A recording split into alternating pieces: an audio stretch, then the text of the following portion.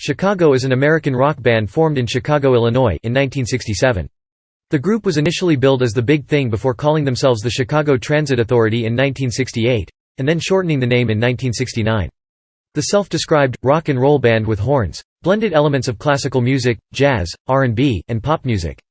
They produced numerous top 40 hits over 2 decades, and continue to record and perform live. Growing out of several Chicago area bands in the late 1960s, the lineup consisted of Peter Cetera on bass, Terry Kath on guitar, Robert Lamb on keyboards, Lee Loughnane on trumpet, James Pankow on trombone, Walter Parazater on woodwinds, and Danny Serafine on drums. Cetera, Kath, and Lamb shared lead vocal duties. Laudier de Oliveira joined the band as a percussionist and second drummer in 1974. Kath died in 1978, and was replaced by several guitarists in succession. Bill Champlin joined in 1981, providing vocals, keyboards, and rhythm guitar. Cetera left the band in 1985 and was replaced by Jason Scheff. Serafine left in 1990, and was replaced by Tris Imboden. The band's lineup has been more fluid since 2000, but keyboardist Robert Lamb and the entire horn section of Loughnane, Pankow, and Parazater have remained constant members. The band's first album, Chicago Transit Authority, a sprawling double album filled with experimental rock songs, failed to produce a hit single. Their second album, another double album simply titled Chicago, continued with the format of experimental rock. However, the album produced 2 top 10 singles, Make Me Smile, which peaked at 9 on the Billboard Hot 100, and 25 or 6 to 4, which peaked at 4. Re-releases of several singles from the first album also charted in the top 10 in 1970 and 1971. The band would continue to produce hit albums based on the formula established with their first 2 records until 1978, when Kath died of an accidental self-inflicted gunshot wound. The band changed sounds as the 1980s began, where Peter Cetera and producer David Foster took the band in a less progressive direction, producing a number of soft rock and easy listening hits, including Hard to Say I'm Sorry, from Chicago 16 and You're the Inspiration, from Chicago 17, the band's biggest-selling album in their career. Cetera left to pursue a solo career in 1985, but the band continued to produce hit singles under Foster's direction, including Will You Still Love Me?, featuring lead vocals from new bassist Jason Scheff, and the band's best-selling single of all time, Look Away, with vocals by Bill Champlin. While the band failed to produce any hit songs from the 1990s onward, they continued to release albums and tour, including several highly successful co-headlining tours with fellow horn-based band Earth, Wind, and Fire. Their most recent album is Chicago 37, Chicago Christmas from 2019. In September 2008, Billboard ranked Chicago at number 13 in a list of the top 100 artists of all time for Hot 100 singles chart success, and ranked them at number 15 on the same list produced in October 2015. Billboard also ranked Chicago 9th on the list of the 100 greatest artists of all time in terms of Billboard 200 album chart success in October 2015. Chicago is one of the longest-running and most successful rock groups, and one of the world's best-selling groups of all time, having sold more than 100 million records. In 1971, Chicago was the first rock act to sell out Carnegie Hall for a week. To date, Chicago has sold over 40 million units in the U.S., with 23 gold, 18 platinum, and 8 multi-platinum albums. They have had 5 consecutive number 1 albums on the Billboard 220 top 10 singles on the Billboard Hot 100. In 1974 the group had 7 albums, its entire catalog at the time, on the Billboard 200 simultaneously. The group has received 10 Grammy Award nominations, winning 1 for the song, If You Leave Me Now. The group's first album, Chicago Transit Authority, released in 1969, was inducted into the Grammy Hall of Fame in 2014.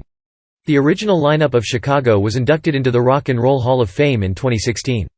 In 2017, Peter Cetera, Robert Lamb, and James Pankow were elected to the Songwriters Hall of Fame for their songwriting efforts as members of the music group. Chicago received a Grammy Lifetime Achievement Award on October 16, 2020.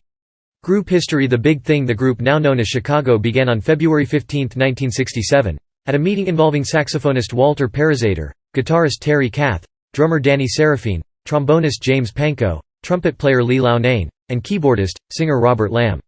Kath, Parazater, and Serafine had played together previously in 2 other groups, Jimmy Ford and the Executives, and the Missing Links. 29 to 49 Parazater had met Pankow and Loughnane when they were all students at DePaul University. 48 to 49 Lamb, a student at Roosevelt University, was recruited from his group, Bobby Charles and the Wanderers. 49 The group of 6 called themselves The Big Thing, and like most other groups playing in Chicago nightclubs, played top 40 hits. realizing the need for both a tenor to complement baritones Lamb and Kath, and a bass player because Lamb's use of organ-bass pedals did not provide adequate bass sound. Local tenor and bassist Peter Cetera was invited to join the Big Thing in late 1967, 58-59 Chicago Transit Authority, and early success. While gaining some success as a cover band, the group began working on original songs. In June 1968, at manager James William Guercio's request, the Big Thing moved to Los Angeles, California, signed with Columbia Records and changed its name to Chicago Transit Authority. It was while performing on a regular basis at the Whiskey A Go Go nightclub in West Hollywood that the band got exposure to more famous musical artists of the time. Subsequently, they were the opening act for Janis Joplin and Jimi Hendrix, 77-78, 106-107 as related to group biographer, William James Ruhlman, by Walt Parazaider. Jimi Hendrix once told Parazaider, "Geez, your horn players are like one set of lungs and your guitar player is better than me." Their first record, Chicago Transit Authority, is a double album, which is rare for a band's first release. The album made it to number 17 on the Billboard 200 album chart, sold over 1 million copies by 1970, and was awarded a platinum disc. The album included a number of pop-rock songs, Does Anybody Really Know What Time It Is?, Beginnings, Questions 67 and 68 Inches, and I'm a Man, which were later released as singles. For this inaugural recording effort, the group was nominated for a Grammy Award for 1969 Best New Artist of the Year. According to Cetera, the band was booked to perform at Woodstock in 1969, but promoter Bill Graham, with whom they had a contract, exercised his right to reschedule them to play at the Fillmore West on a date of his choosing, and he scheduled them for the Woodstock dates. Santana, which Graham also managed, took Chicago's place at Woodstock, and that performance is considered to be Santana's breakthrough gig. A year later, in 1970, when he needed to replace headliner Joe Cocker, and then Cocker's intended replacement, Jimi Hendrix, Graham booked Chicago to perform at Tanglewood, which has been called a pinnacle performance by Concert Vault. After the release of their first album, the band's name was shortened to Chicago to avoid legal action being threatened by the actual mass transit company of the same name. 1970s, Chicago. In 1970, less than a year after its first album, the band released a second album, titled Chicago, which is another double LP. The album's centerpiece track is a 7-part, 13-minute suite composed by Pankow called, Ballet for a Girl in Buchanan. The suite yielded 2 top 10 hits, Make Me Smile and Color My World, both sung by Kath. Among the other tracks on the album, Lamb's dynamic but cryptic, 25 or 6 to 4 inches, which is a reference to a songwriter trying to write at 25 or 26 minutes before 4 o'clock in the morning, 109 and was sung by Cetera with Terry Kath on guitar. The lengthy war protest song, It Better End Soon, and, at the end, Cetera's 1969 moon landing inspired, Where Do We Go From Here? The double LP album's inner cover includes the playlist, the entire lyrics to It Better End Soon, and 2 declarations. This endeavor should be experienced sequentially, and, with this album, we dedicate ourselves, our futures and our energies to the people of the revolution. And the revolution in all of its forms. The album was a commercial success, rising to number 4 on the Billboard 200, and was certified gold by the Recording Industry Association of America in 1970, and platinum in 1991. The band was nominated for 2 Grammy Awards as a result of this album, Album of the Year and Best Contemporary Vocal Performance by a Duo, Group or Chorus. Chicago 3, another double LP, was released in 1971 and charted at number 2 on the Billboard 200. 2 singles were released from it, Free from Lamb's Travel Suite, which charted at number 20 on the Billboard Hot 100, and Lowdown, written by Cetera and Seraphine, which made it to number 40. The album was certified gold by the RIAA in February 1971, and platinum in November 1986. The band released LPs at a rate of at least 1 album per year from their third album in 1971 on through the 1970s. During this period, the group's album titles primarily consisted of the band's name followed by a Roman numeral, indicating the album sequence in their canon. The exceptions to this scheme were the band's 4th album, a live box set entitled Chicago at Carnegie Hall, their 12th album Hot Streets, and the Arabic-numbered Chicago 13. While the live album itself did not bear a number, the 4 discs within the set were numbered volumes I through IV. In 1971, the band released Chicago at Carnegie Hall Volumes I, II, III, and IV, a quadruple LP, consisting of live performances, mostly of music from their first 3 albums, from a week-long run at Carnegie Hall. Chicago was the first rock act to sell out a week at Carnegie Hall, and the live recording was made to chronicle that milestone.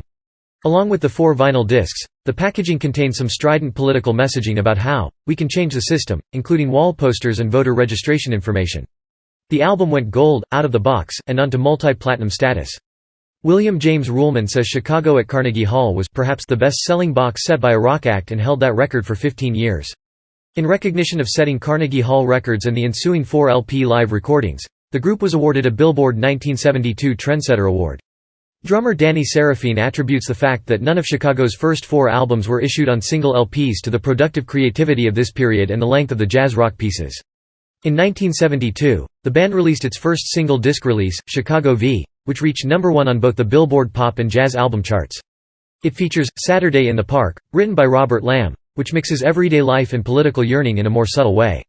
It peaked at number 3 on the Billboard Hot 100 in early 1972.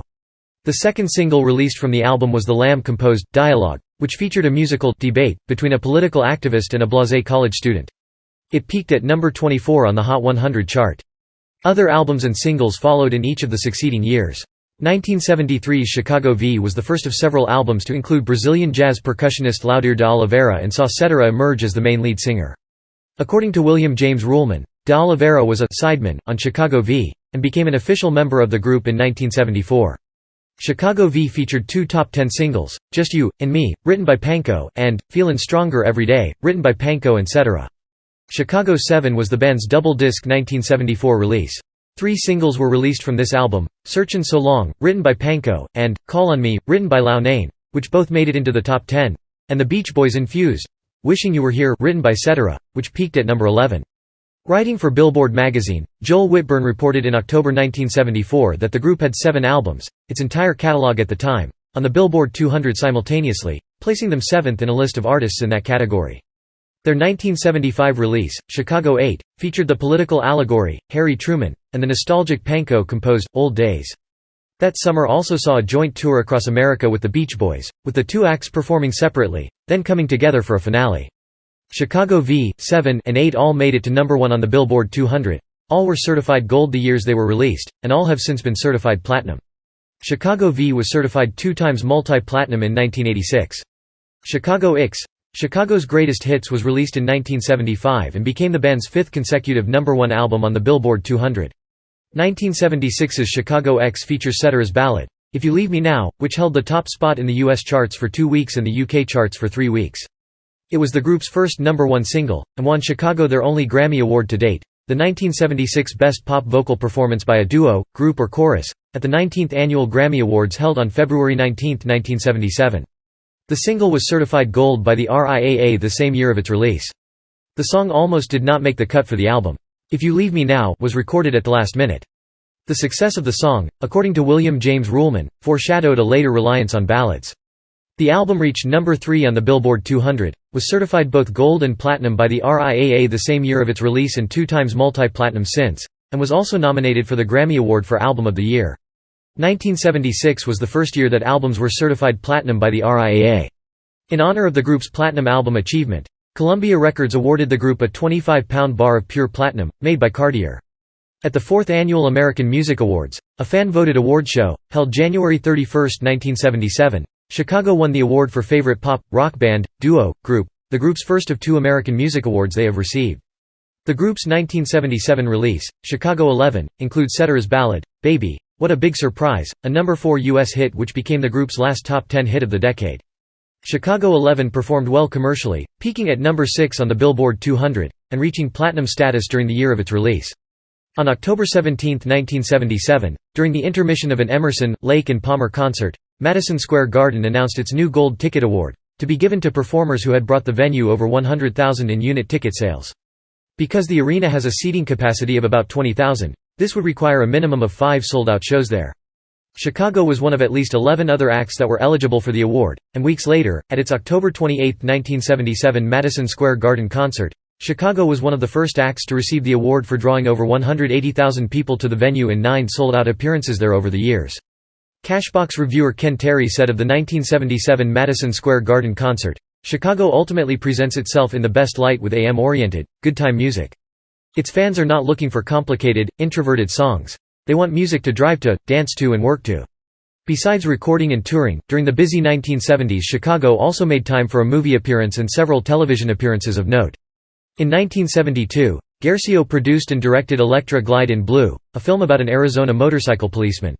Released in 1973, the film stars Robert Blake and features Cetera, Kath, Lau Nain, and Parazaider in supporting roles. The group also appears prominently on the film's soundtrack.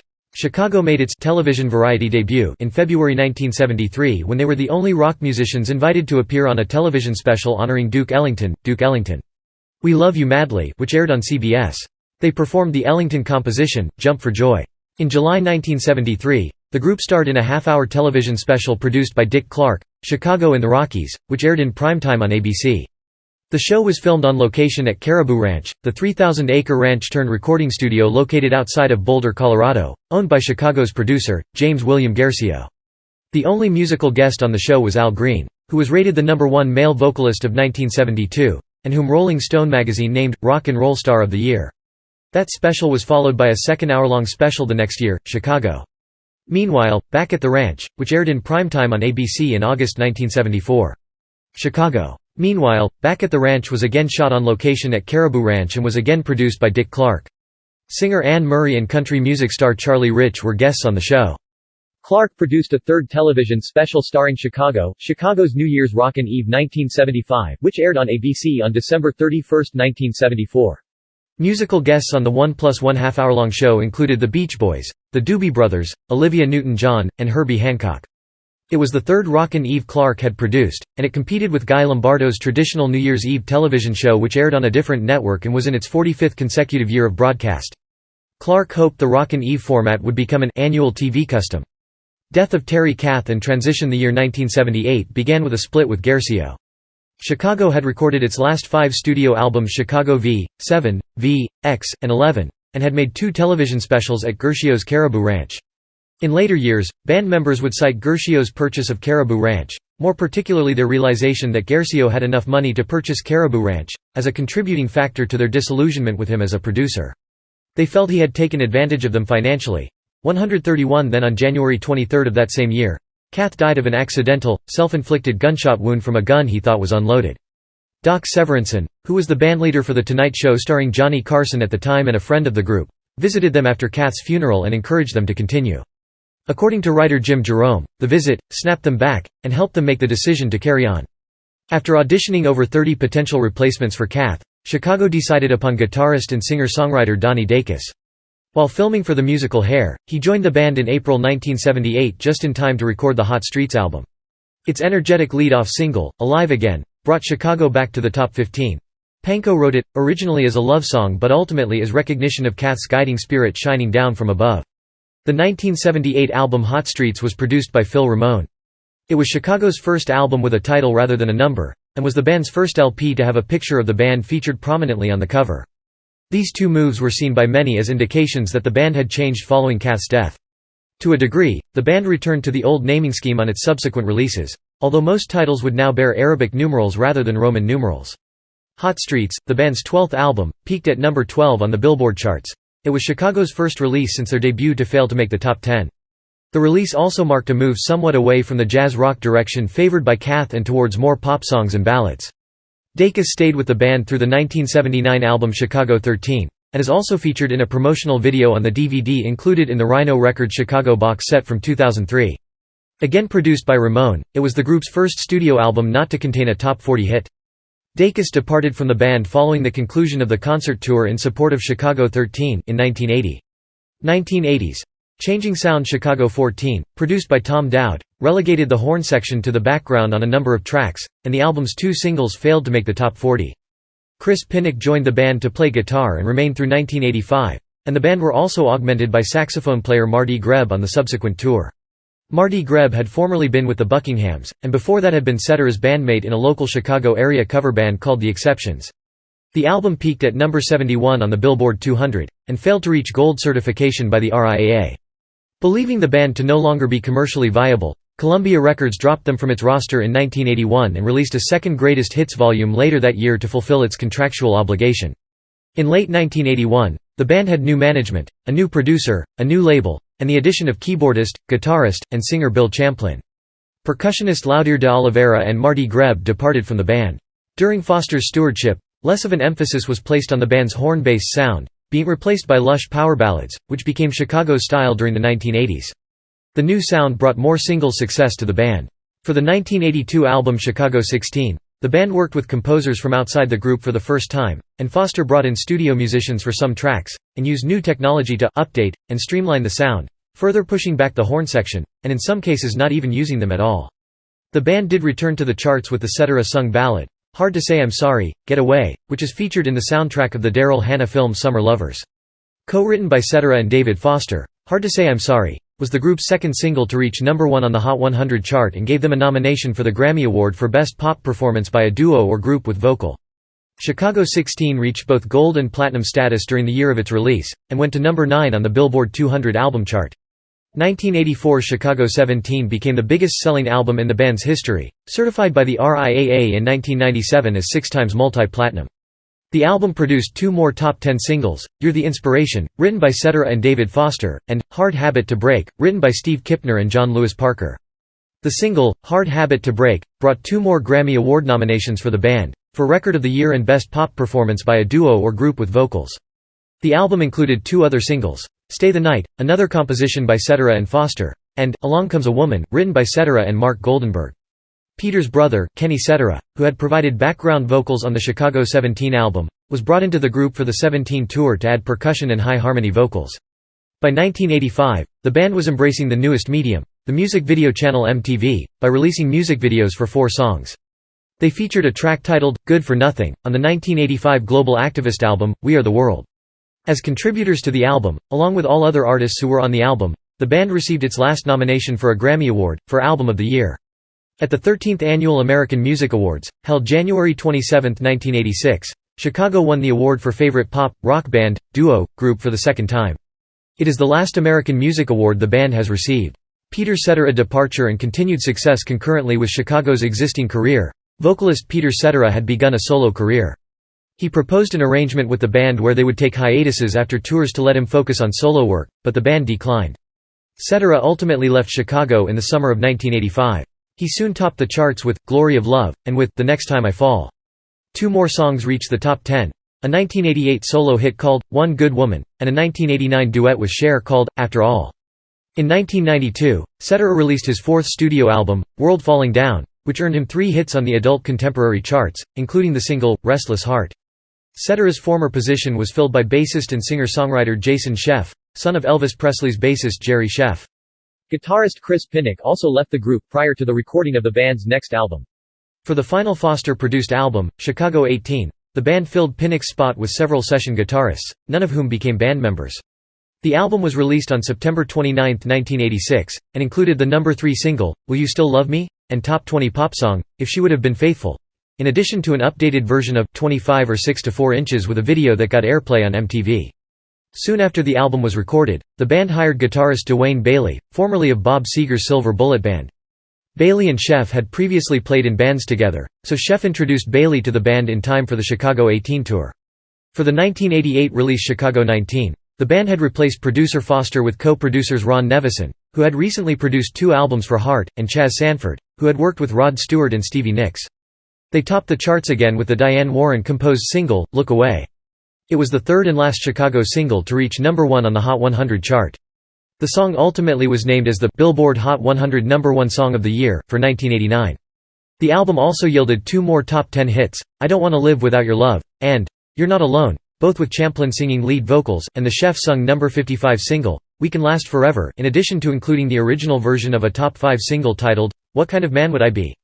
The latter, also sung by Scheff, was remixed for inclusion on the band's forthcoming Greatest Hits record, Greatest Hits 1982–1989, and it was this version that became a hit. 1990s. More changes and Stone of Sisyphus. The beginning of the 1990s brought yet another departure. Original drummer Danny Seraphine was dismissed from the band in May 1990. Seraphine was succeeded by Tris Imboden, a longtime drummer with Kenny Loggins and former session drummer with Peter Cetera. Imboden made his first appearance on the 1991 album 21 with a fragment of band's logo, which yielded an 11-week stretch on the Billboard 200, a peak at number 66, and the song, Chasin' the Wind, which peaked at number 39. 21 would be their last released album of original music for 15 years. The band was recognized with a star on the Hollywood Walk of Fame on July 23, 1992. In 1993, Chicago wrote and recorded their 22nd album Stone of Sisyphus. This album was to have marked their return to their traditional composition of the 1970s, emphasizing major horn accompaniment. However, following a reorganization of the record company, the new executives at Reprise Records rejected the completed album. It remained unpublished for 15 years, aside from bootleg tapes and internet files. This contributed to the parting of the band from the record label. The band was dismayed by the failure of the label.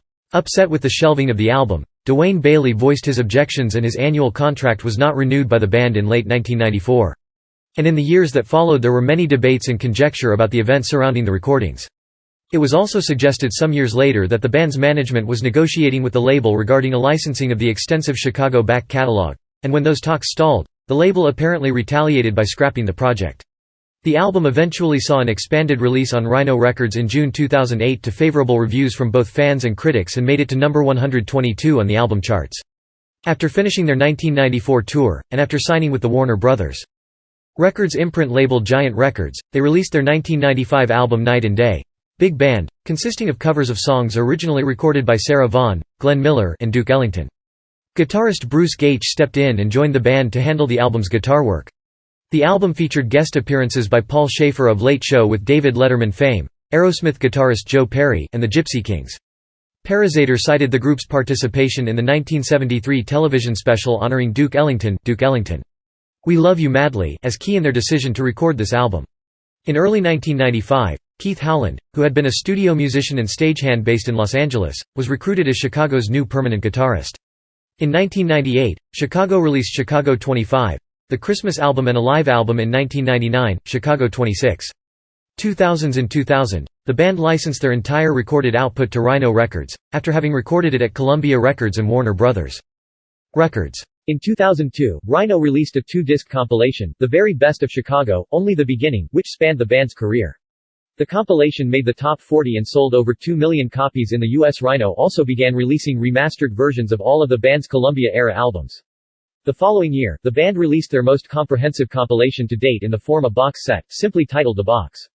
In October 2003, Rhino reissued Chicago 25, the Christmas album, along with 6 new recordings, as What's It Gonna Be, Santa. The American cable music channel VH1 featured the band in an episode of its Behind the Music series, Chicago, Behind the Music, Season 1, Episode 133. The episode first aired on October 15, 2000. In 2004, 2005, and 2009, Chicago toured with Earth, Wind & Fire. On March 21, 2006, their first all-new studio album since 21 arrived with Chicago XXX. It was produced by Jay DeMarcus, bassist, vocalist with the country trio Rascal Flatts, who was a longtime fan of Chicago and had cited the group as an influence on him as a musician in a previous fan letter to Jason Scheff. It also marked the first time the band's music was available as a digital download. The album peaked at number 41 in the U.S., spawning 2 minor adult contemporary hits, Feel, and Love Will Come Back. 2 songs from this album, Feel, and Caroline, were performed live during Chicago's fall 2005 tour. Chicago made multi-week appearances at the MGM Grand Las Vegas in March, May and October 2006.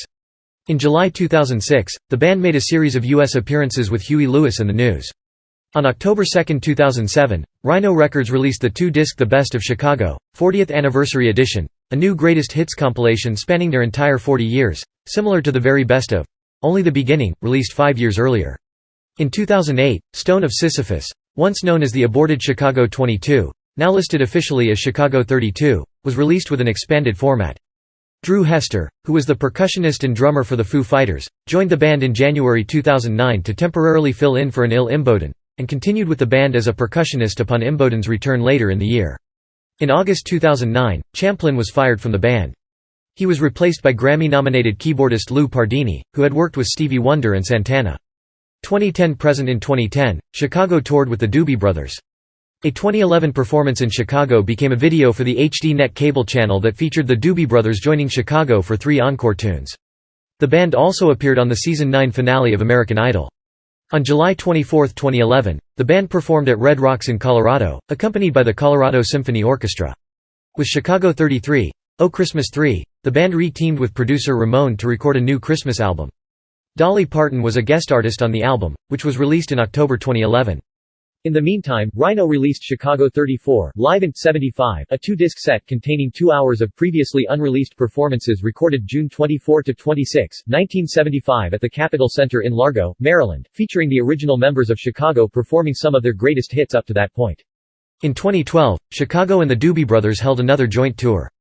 That same year, Hester left the group shortly before the tour, and was succeeded at first by percussionist Daniel de los Reyes, then by Daniel's brother and former long-term Santana member, Walfredo Reyes Jr. In 2013, Lamb, Lau Nane, Panko, and Parazator appeared in the HBO film Clear History as the band Chicago. In late 2013, the band began releasing singles for a new album, starting with Somethin' Comin' I Know in August, America in September, Crazy Happy in December 2013, and Naked in the Garden of Allah in January 2014. The album, titled Chicago 36, Now, was released on July 4, 2014. On January 25, 2014 and January 28, 2014, Chicago performed 2 concerts with the Chicago Symphony Orchestra. In February 2015, Chicago released a 2-disc live album, Chicago at Symphony Hall, of their performances with the Chicago Symphony Orchestra.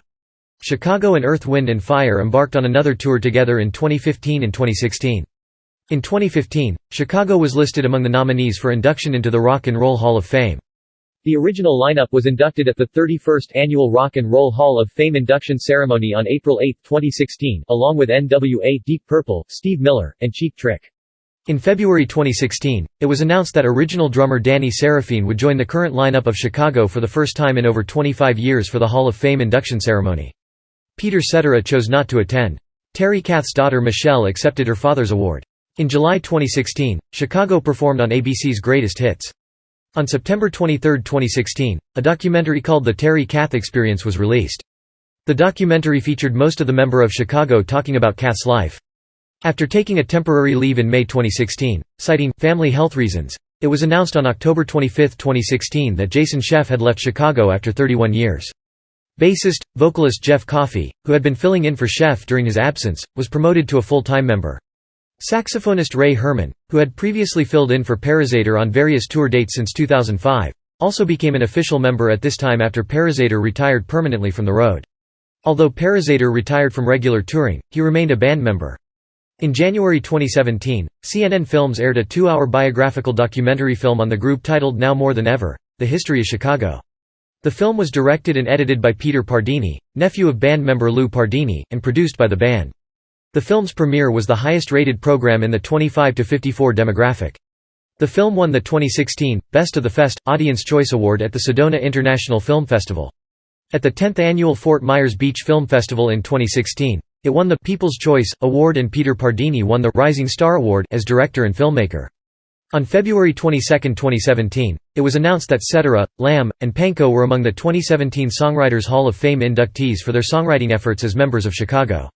The induction event was held Thursday, June 15 at the Marriott Marquis Hotel in New York City. Chicago's website stated that in 2017, the band was working on a new album, Chicago 37. On September 17, 2017, former percussionist Laudir de Oliveira died of a heart attack while performing on stage in his native Rio de Janeiro. Chicago began their 2018 touring schedule on Saturday, January 13 by performing the grand opening concert at the new Excite Center at Parks Casino in Bensalem, Pennsylvania. On Wednesday, January 17, 2018, drummer Tris Imboden announced he was leaving the band after 27 years to spend more time with his family. On Friday, January 19, 2018, bassist and vocalist Jeff Coffey announced on his Facebook page that he was also departing from the band due to its heavy touring schedule. Chicago announced that percussionist Walfredo Reyes Jr. was moving over to drums, replacing Imboden. Vocalist Neil Donnell, of Chicago tribute band Brass Transit, was chosen as the band's new lead singer, and session musician Brett Simons also joined the band as their new bassist. Daniel de los Reyes' return to the percussion position was announced, filling the vacancy left by his brother's move to the drum set. On April 6, 2018, Chicago released Chicago, V Decades Live, a box set chronicling the band's live performances throughout their history. In May 2018, it was revealed that percussionist Daniel de los Reyes was departing Chicago to go back to his other group, the Zac Brown Band. On Thursday, May 17, 2018, Chicago announced on their official Facebook page and on their Twitter account that Ray Ramon Islas had joined the band on percussion. On June 29, 2018, Chicago released the album Chicago 2, Live on Soundstage, a live performance from November 2017 of the then-current band lineup performing the entire second album. In July 2018, the band updated its official website, and no longer listed Parazator as a member of the band. Instead, he is included on the band's tribute to founding members. Parazator had retired from touring previously. On October 26, 2018, Chicago released the album Chicago, Greatest Hits Live, a live performance from 2017 for the PBS series Soundstage. On August 16, 2019, the band announced on their website that they would be releasing their fourth Christmas album, titled Chicago 37, Chicago Christmas, on October 4, 2019. The album has a greater emphasis on original Christmas songs written by the group than their previous holiday albums.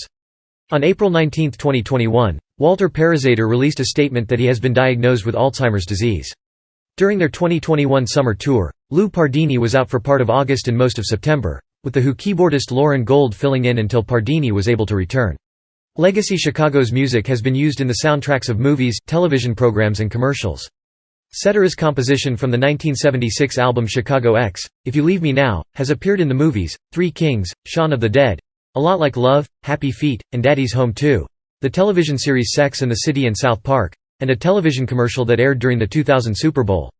Robert Lamb's song from the 1970 album Chicago 2, 25 or 6 to 4, was used in the 2017 film I, Tonya, and on the animated TV series King of the Hill. You're the Inspiration was used for the soundtracks of the movies, A Hologram for the King, and Deadpool, a 2017 Super Bowl commercial, and the television series, It's Always Sunny in Philadelphia and Criminal Minds. The song, Hearts in Trouble, was on the soundtrack to the 1990 film Days of Thunder. Other recording artists have covered Chicago's music.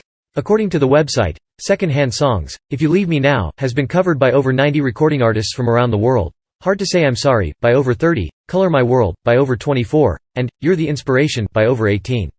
In 2019, a reimagined hip-hop version of 25 or 6 to 4 inches by indie rapper Real Name James was featured in recruitment for the U.S. Army's What's Your Warrior marketing campaign. Chicago's music has long been a staple of marching bands in the U.S. 25 or 6 to 4 inches was named as the #1 marching band song by Kevin Coffey of the Omaha World Herald, and as performed by the Jackson State University Marching Band, ranked number 7 of the top 20 cover songs of 2018 by HBCU bands. The band performed Saturday in the Park and 25 or 6 to 4 inches with the Notre Dame Marching Band on the football field during halftime on October 21, 2017. They performed again at a game against Bowling Green State University on October 5, 2019. Graphics upon being renamed from Chicago Transit Authority to Chicago, the band sported a new logo. Its inspiration was found in the design of the Coca-Cola logo, in the attitude of the city of Chicago itself, and in the desire to visually transcend the individual identities of the band's members.